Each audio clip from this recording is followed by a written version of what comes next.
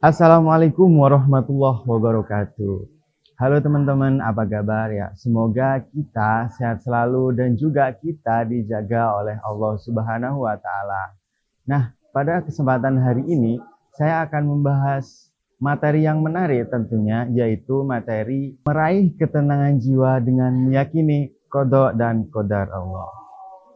Nah, udah pada tahu nggak sih apa itu qada dan apa itu qadar? Nah, jikalau belum tahu, mari kita belajar bareng. Mari kita bahas. Yang pertama, pengertian qada dan qadar. Pengertian pertama, apa itu qada dan qadar? Qada dan qadar merupakan dua kata yang memiliki makna yang hampir sama. Qada secara bahasa artinya keputusan, ketetapan, ketentuan, dan lain sebagainya. Sedangkan pengertian qadar secara bahasa adalah ukuran kepastian, kekuasaan, peraturan, kemampuan, kehendak, atau juga perwujudan. Secara definisi, istilah qadar adalah perwujudan dari ketetapan Allah Subhanahu wa ta'ala terhadap makhluk sesuai dengan ukuran dan bentuk yang telah ditetapkan.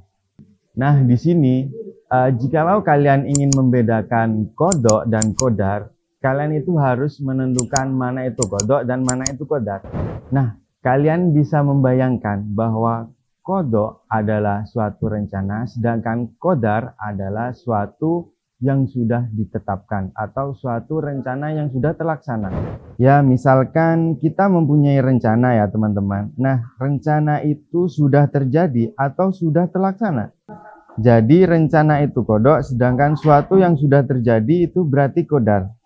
Tetapi qada dan qadar sendiri adalah keyakinan bahwa segala sesuatu di alam semesta baik maupun buruk yang telah ditetapkan oleh Allah Subhanahu wa taala sejak zaman azali.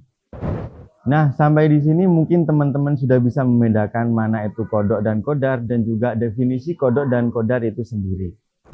Nah, yang kedua, hubungan antara qada dan qadar dengan ikhtiar dan doa. Nah, pernah nggak sih kalian itu mikir bahwa kenapa kalau sudah ditakdirkan, kita itu masih harus berusaha? Nah, di sini mari kita bahas.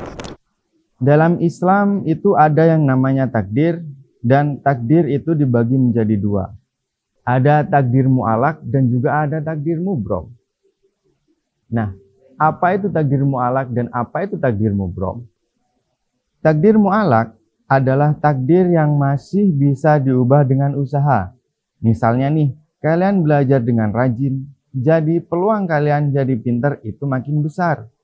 Bekerja agar mendapatkan uang atau olahraga yang rutin agar badan jadi sehat.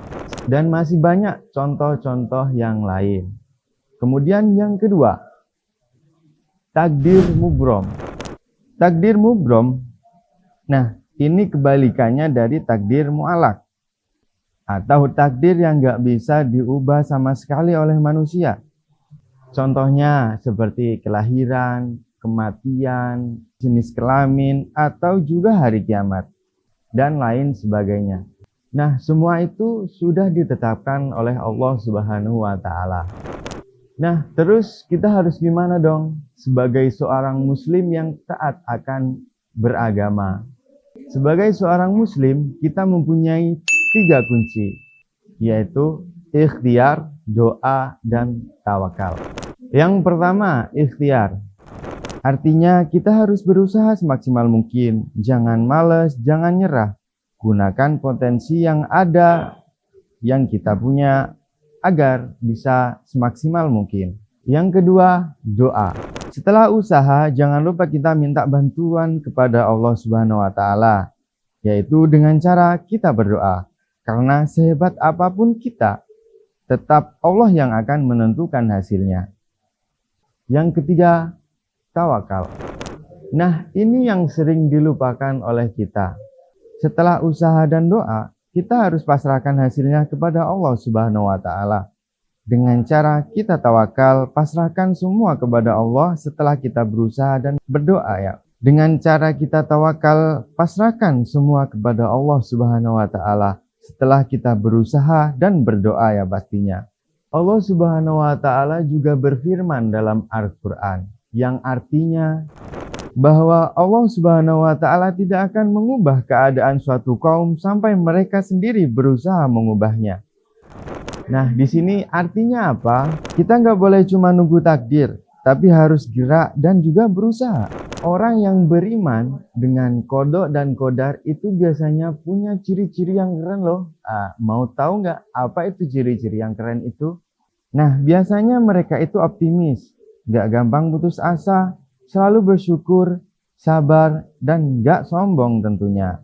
Misalnya gagal, mereka nggak langsung down atau menyerah, tapi mikir, oh mungkin ini ada hikmahnya. Nah, dari sini kita juga bisa dapat banyak pelajaran. Salah satunya hidup jadi lebih tenang. Kenapa?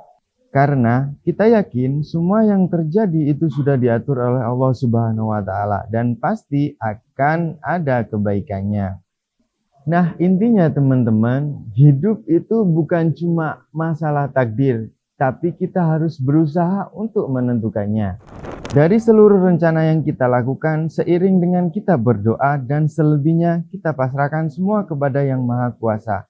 Kita harus berusaha semaksimal mungkin, berdoa tanpa henti, sabar saat diuji, bersyukur saat diberi nikmat, dan akhirnya bertawakal kepada Allah Subhanahu wa Ta'ala.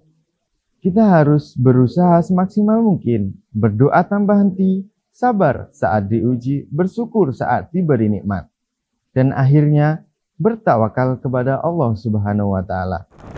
Karena kunci hidup yang tenang itu ikhtiar, doa, tawakal, sabar, dan bersyukur.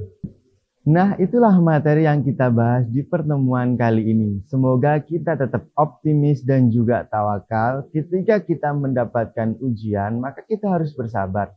Dan selebihnya kita pasrahkan semua kepada Allah Subhanahu wa Ta'ala. Oke teman-teman, ihdinas siratal mustaqim. Assalamualaikum warahmatullahi wabarakatuh. Sekian dari saya. Bye-bye.